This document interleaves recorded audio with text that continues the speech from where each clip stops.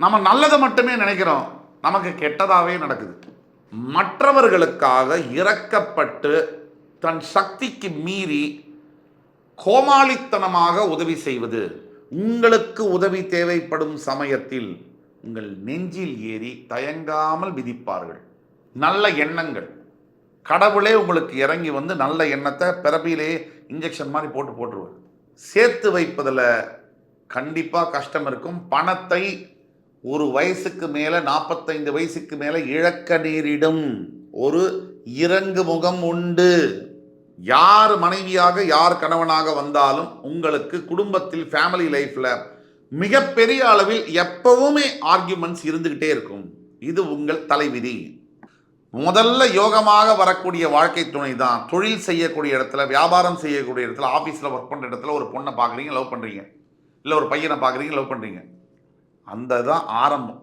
வாழ்க்கையுடைய பிரச்சனைக்கு மூலதனமாக அந்த சம்பவம் தான் ஆரம்பிக்க போகுது.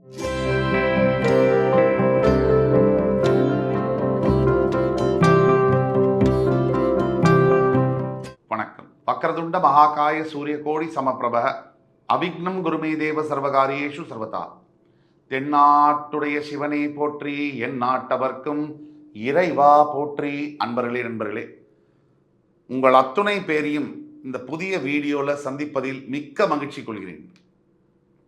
இன்னைக்கு நம்ம பேச போகிறது தனுசு ராசி.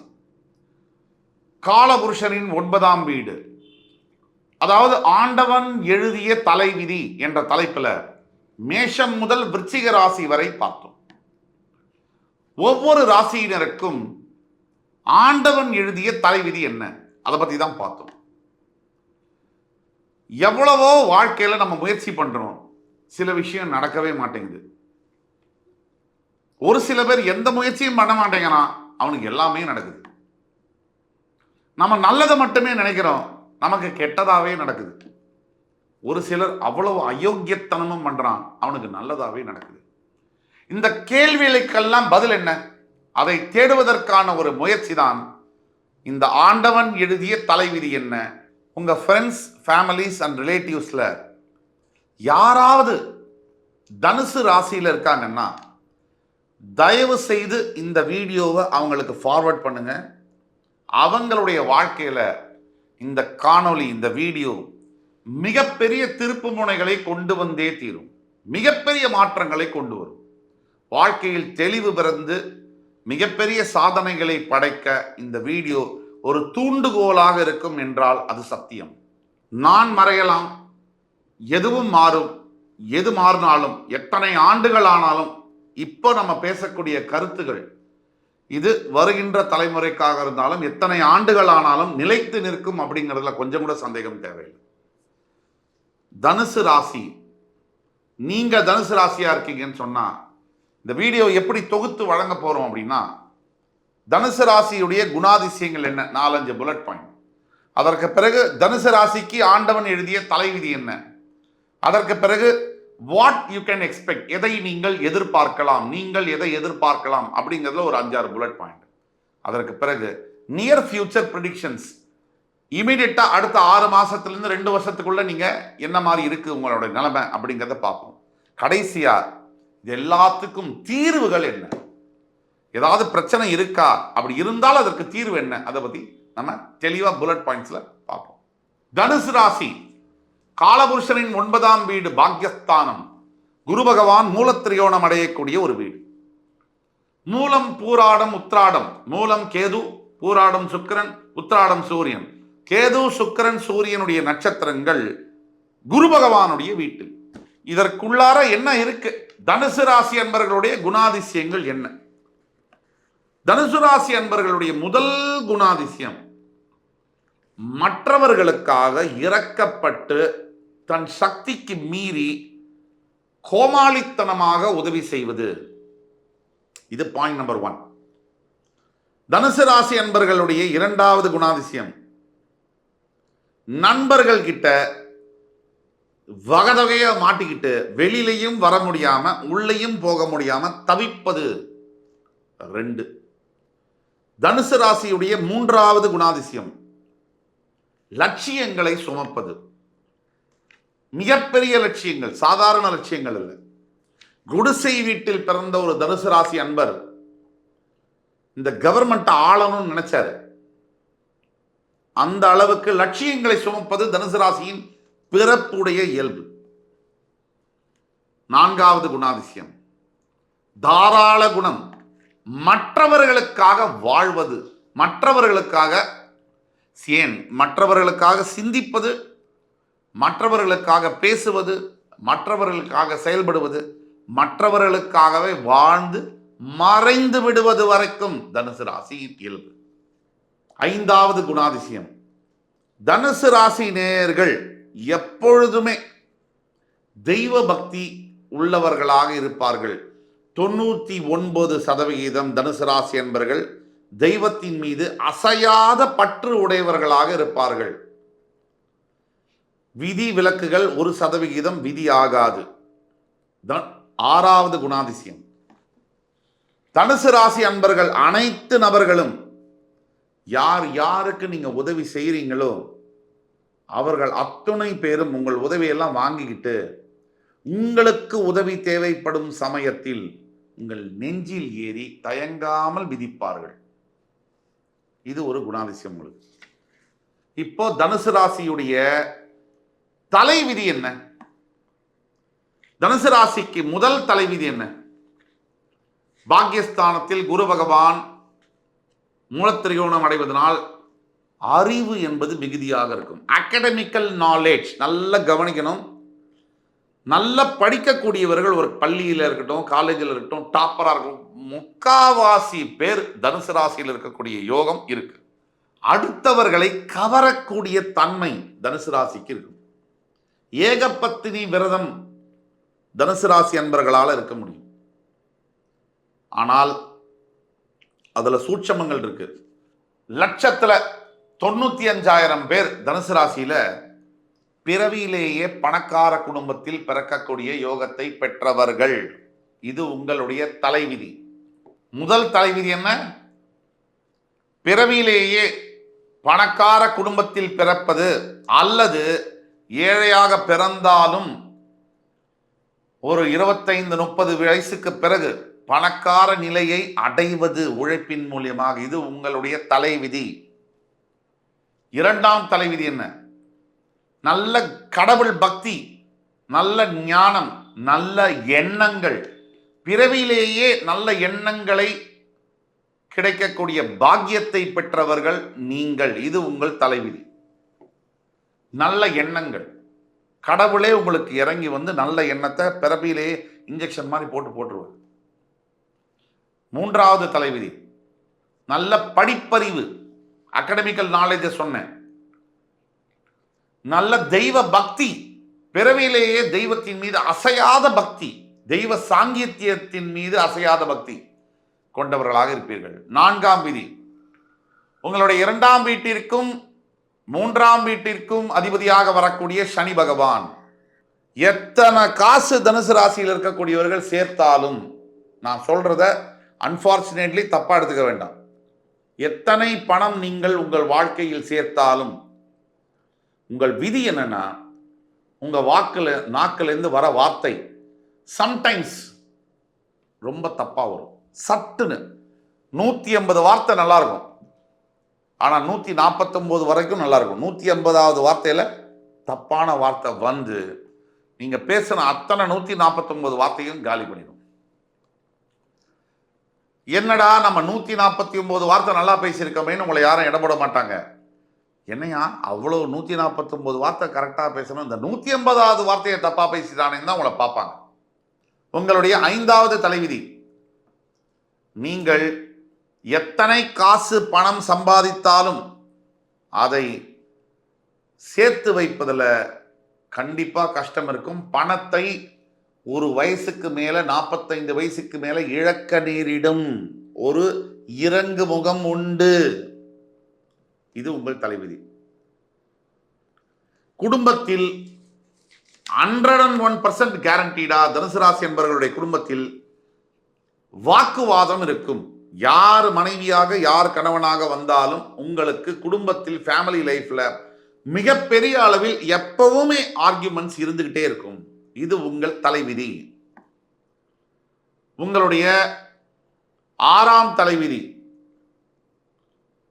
3ஆம் இடத்திற்கும் சனி பகவானே அதிபதியாக வருவதனால் மற்றவர்கள் ஒரு விஷயத்தை செய்யணும், சாதிக்கணும்னு எடுக்கிற முயற்சிக்கும் 3 மடங்கு முயற்சியை நீங்க எடுக்க வேண்டியது இருக்கும். மற்றவர்கள் எடுக்கக்கூடியது ஒரு சகிப்புத்தன்மை அதிகமாக உங்களுக்கு தேவைப்படும் இருக்கும். ஆனா அதிகமாக தேவைப்படும். பெரும்பாலான நேரங்களில் 199% தனுசு ராசி அன்பர்கள் நீங்க எதை படிக்கணும்னு நினைக்கிறீங்களோ உங்களால் அதை படிக்க முடியாது. இது உங்கள் தலைவிதி. நீங்கள் விரும்பாத கல்வியை பயில வேண்டிய பாக்கியம் என்பது உங்களுக்கு உண்டு. நீங்க விரும்புற இடத்துல படிக்க முடியாது, விரும்பின கோர்ஸை படிக்க முடியாது. ஆனா படிச்ச கோர்ஸ்ல ஏதாவது பெனிஃபிட் வருமானா அதுவும் வராது. சம்பந்தமில்லாத ஒரு தொழிலே, சம்பந்தமில்லாத ஒரு வேலையில தான் உங்களுக்கு மிகப்பெரிய யோகங்கள் வரும். என்னதான் நீங்க ஒயிட் காலர் ஜாப்ஸ்ல இருந்தாலும் திருப்தி இருக்காது.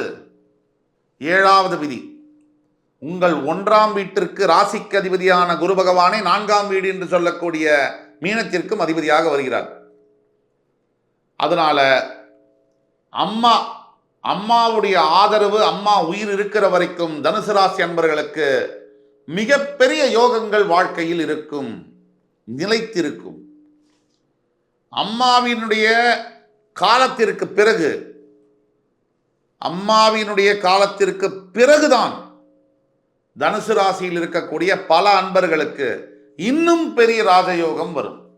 ஆக ஆரம்பத்திலேயே நல்ல லைஃப் ஆரம்பிச்சாலும், நல்ல குடும்பத்தில் பிறக்கக்கூடிய தலைவிதி இருந்தாலும், நல்ல குலத்தில் பிறக்கக்கூடிய தலைவிதி இருந்தாலும், நல்ல பணம், செல்வம், செல்வாக்கு இருக்கக்கூடிய குடும்பத்தில் பிறக்கக்கூடிய தலைவிதி இருந்தாலும், தாயாரினுடைய மறைவிற்கு பிறகே பல தனுசு ராசி நேயர்களுக்கு வாழ்வில் உச்சம் தொடக்கூடிய யோகம் என்பது நடக்கும். எல்லோருக்கும் அல்ல, 65% தனுசு ராசி என்பவர்களுக்கு நாம் சொல்லக்கூடிய பலன்கள் பொருந்தும். 8ஆம் விதி, உங்களுடைய 5ஆம் வீட்டிற்கும் 12ஆம் வீட்டிற்கும் அதிபதியாக செவ்வாய் வருகிறார். உங்கள் 5ஆம் வீட்டில் இருக்கக்கூடிய இடத்துல தான் சூரியன் உச்சம் பெறுகிறார். பாக்யாதிபதி உங்கள் 5ஆம் வீட்டில் உச்சம் பெறுகிறார். அதனால எந்த நிலையிலும் தனுசு ராசி என்பவர்களுக்கு நல்லா சொல்றதை கேட்டுங்க, குழந்தைகளாக இருக்கக்கூடியவர்கள் பாடா படுத்திருவேன். உங்களுக்கு மகன்களாக மகள்களாக பிறக்கக்கூடியவர்கள் உச்சபட்ச பிடிவாத குணத்துடன் இருப்பார்கள், அக்ரஸிவா இருப்பாங்க. உங்களுக்கு பிறக்கக்கூடிய குழந்தைகள் வேகமாக செயல்படக்கூடியவர்களா இருப்பார்கள், தன்னிச்சையாக தீர்க்கமான முடிவுகளை எடுக்கக்கூடியவர்களா இருப்பார்கள். உங்க பேச்ச அவங்க கேட்க மாட்டாங்க. இது உங்கள் 8ஆம் தலைவிதி. அதற்கு அடுத்தபடியாக உங்களுடைய 9ஆம் தலைவிதி, 9th கமாண்ட்மெண்ட், உங்களுடைய 6ஆம் வீட்டிற்கும் அதிபதியாக சுக்கிர பகவான் வருகிறார். உங்களுடைய 6ஆம் வீட்டிற்கு 11ஆம் வீட்டிற்கும் அவரே அதிபதியாக வருகிறார். உங்களோட 6ஆம் வீட்டில் தான் உங்களுடைய 8ஆம் அதிபதி உச்சம் பெறுகிறார். அழகுனால பல தனுசு ராசி அன்பர்கள் அழகின் காரணமாக டிசீவ் ஆவீங்க. நீங்க ஒரு ஆணா இருந்தீங்கன்னா அழகான பெண்ணை பார்த்து ஏமாந்து போவீங்க. வாழ்க்கையில் ஏமாற்றப்படக்கூடிய, ஏமாற்றமாகக்கூடிய சூழ்நிலை வரக்கூடியது உங்க தலைவிதி. காதல் மூலியமாக பல தனுசு ராசி அன்பர்கள் ஏமாற்றப்படக்கூடிய தலைவிதி என்பது இருக்கு. அழகான ஆண் மூலியமாகவோ அழகான பெண் மூலியமாகவோ நீங்கள் அதாவது எப்படி நான் முதல்ல பார்க்கும்போது அப்படியே அழகா இருப்பாங்க, இவங்களை போல ஒரு வாழ்க்கை துணை அமையுமா அப்படின்னு தோணும். அவங்க பேசுறது நடந்துக்கிறதெல்லாம் நினைச்சு கூட பார்க்க முடியாது. ஒரு காலகட்டத்துக்கு பிறகு அவர்களுடைய ஒரிஜினல் சாயம் அப்படிங்கிறது வெளில வரும்போது நீங்க மனசு உங்களுக்கு அப்படியே ஊசி எடுத்து குத்தி ஓட்டையா போட்ட மாதிரி ஆயிடும், சல்லட மாதிரி ஆயிடும். இது உங்கள் 8ஆம் தலைவிதி. உங்களுடைய 9ஆம் தலைவிதி, இதுதான் ரொம்ப ரொம்ப முக்கியம்.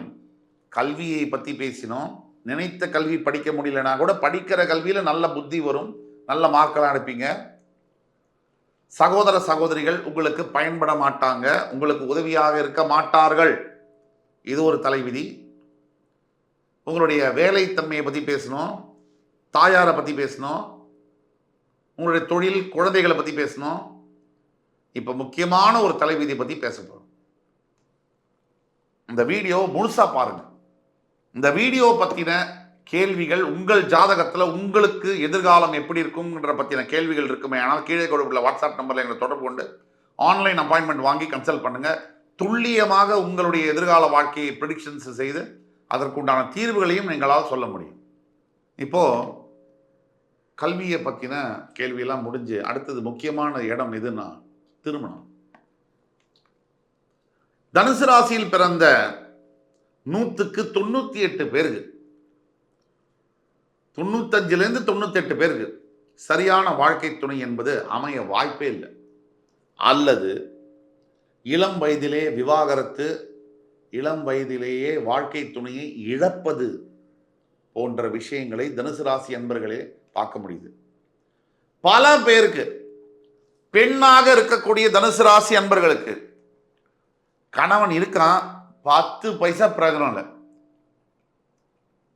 இல்லை கணவனே இல்லை.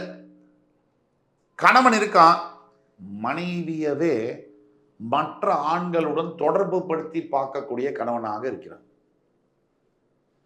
மனைவி மீது ஒரு பொசசிவ்னஸோ ஈடுபாடோ இல்லை.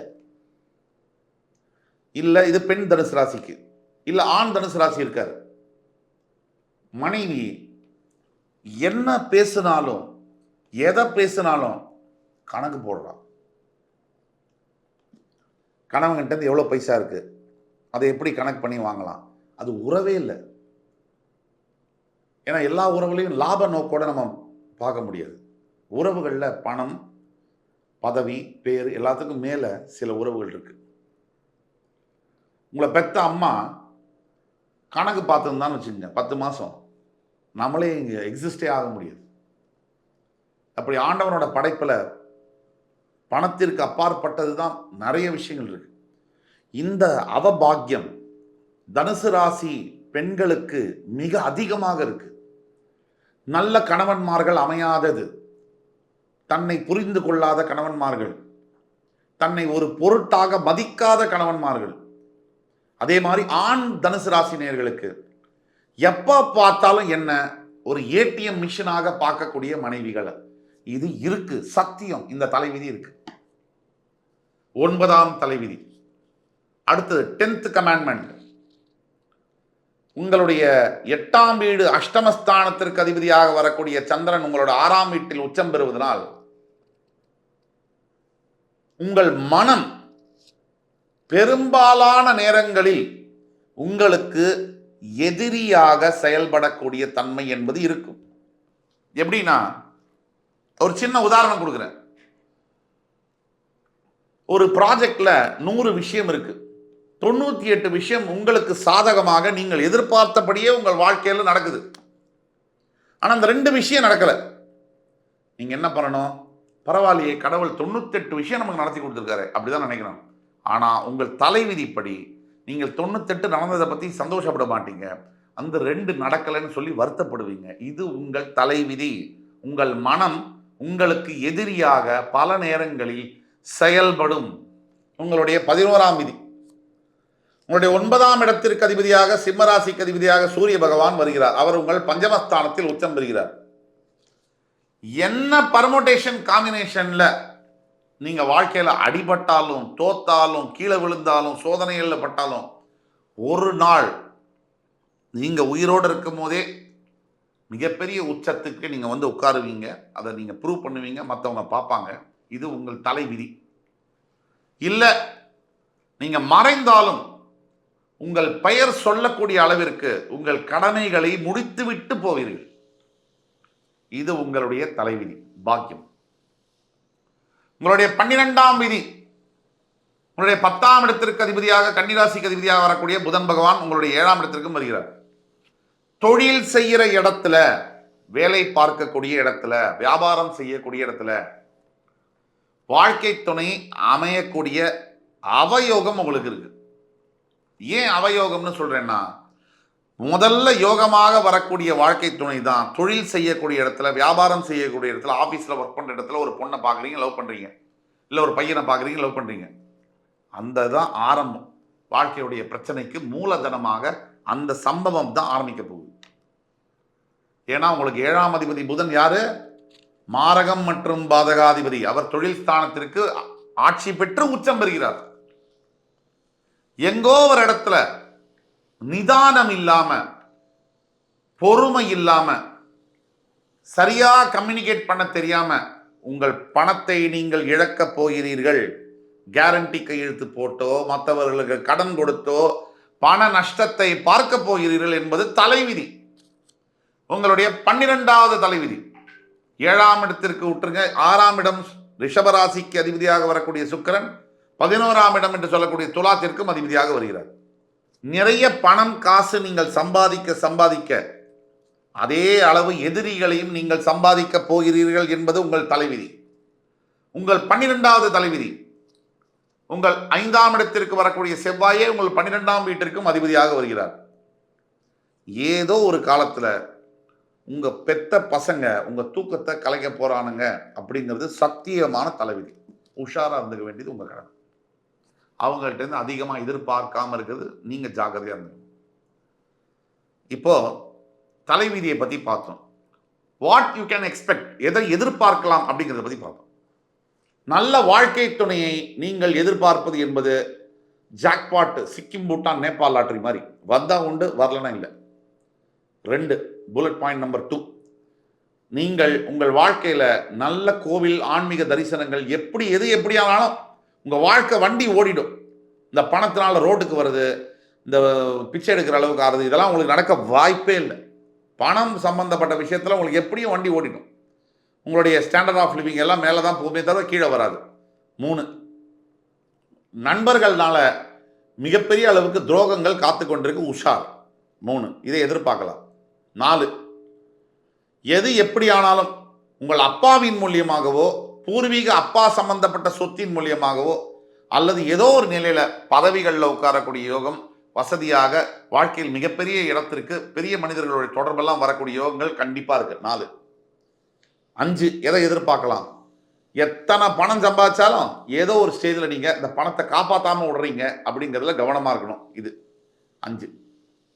இப்போ நியர் ஃபியூச்சர், அடுத்த 6 மாதம் முதல் 2 ஆண்டுகளுக்கு உங்களுடைய நிலைமை எப்படி இருக்குன்னு பார்த்தோம்னா, முதலாவதாக பார்க்கும்போது உங்கள் ராசியிலிருந்து 3ஆம் இடத்தில் கும்பராசியில் சனி பகவான் இருக்கிறார். 4இல் ராகு, 6இல் குரு உங்கள் ராசிநாதன். உங்களுடைய 10ஆம் இடம் கன்னிராசியில் கேது. அதாவது 3, 4, 6, 10 இந்த இடங்களில் கிரகங்கள் இருக்கு. ராசிநாதன் 6இல் இருப்பதனால் நீங்கள் இப்பொழுது தற்சமயம் பெரிய முடிவுகளை தவிர்க்க வேண்டும். அதே மாதிரி உடல் ஆரோக்கியத்தில் கண்டிப்பா ஒரு மாஸ்டர் ஹெல்த் செக்அப் பண்ணிக்கணும். பயோ நானோ கிருமிகள்னு சொல்றோம். இந்த மாதிரி புது வகையான வியாதிகளால் ஆரோக்கியம் பாதிக்கப்படக்கூடிய வாய்ப்புகள் இருக்கு. 2. 3, வேலை செய்யக்கூடிய இடத்துல புதிய தொழில், புதிய இதுக்கு தடங்கல்கள் இருக்கும்.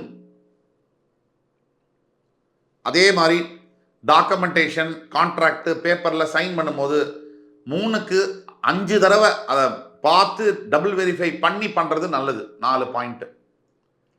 இப்போ ரெமெடிஸ்குள்ள நம்ம வந்தோம்னா, முதல் ரெமெடி தனுசு ராசி அன்பர்களுக்கு என்ன அப்படின்னு பார்த்தோம்னா, ஃபர்ஸ்ட் ரெமெடி எப்படி ஆனாலும் சரி, குரு பகவானுடைய ஆலங்குடி ஸ்தலம் தஞ்சை மாவட்டத்தில் இருக்கு. அந்த ஆலங்குடி ஸ்தலத்துக்கு சென்று புதன்கிழமை இரவு தங்கி வியாழக்கிழமை காலையில் அபிஷேகம் செய்து மஞ்சள் வஸ்திரம் சாத்தி வெளியில வந்து புளியோதரை மற்றும் தயிர் சாதம் நைவேத்தியம் செய்து தர்மம் செய்ய வேண்டும். இதுவும் 51 பேருக்கு விநியோகம் பண்ணும். 2வது ரெமெடி, குறைந்தபட்சம் வாழ்க்கையில் ஒரு 2 வருடத்துக்கு ஒரு முறையாவது, 3 வருடத்துக்கு ஒரு முறையாவது ஷிரடிக்கு சென்று சாய்பாபாவை தரிசனம் செய்து வர வேண்டும். மந்திராலயம் செல்ல வேண்டும். ஆஞ்சநேய சுவாமியை தினமும் வழிபட வேண்டும். புத்திர் பலம் யசோதைரியம் நிர்பயத்வம் மரோகதாம் அஜாத்தியம் பக்வதத்வம் சஹனமத் ஸ்மரணத் பவேத். இந்த மந்திரத்தை தினமும் 21 முறை ஜபம் செய்ய வேண்டும். அதே மாதிரி 3வது ரெமெடி, உங்களுக்கு நீங்க படிச்ச ஆசிரியர், கல்லூரியில் இருக்கக்கூடிய ஒரு வாழ்க்கையில் ஏதாவது தேவைப்படுது, அந்த ஒரு வயசான ஆசிரியராக இருக்காருங்க, அவன் குடும்பத்துக்கு ஏதாவது தேவைப்படுதுன்னா நல்லது செய்யும் பொழுது மிகப்பெரிய அளவில் உங்கள் வாழ்க்கையில் மாற்றங்கள் நிகழும். 4வது ரெமெடி, குறைஞ்சபட்சம் 2 முறையாவது கேதார்நாத் ஸ்தலத்திற்கு சென்று வர வேண்டும். 5வது ரெமெடி, நீங்கள் உங்கள் சுய ஜாதகத்தை பரிசீலனை செய்து, இப்போ எங்கள்கிட்ட கொண்டு வந்து வாட்ஸ்அப் நம்பரில் கான்டாக்ட் பண்ணிங்கன்னா நாங்கள் உங்களுடைய தனிப்பட்ட ப்ரிடிக்ஷன்ஸை எங்களால் சொல்ல முடியும் அண்ட் ரெமெடிஸை சொல்ல முடியும்.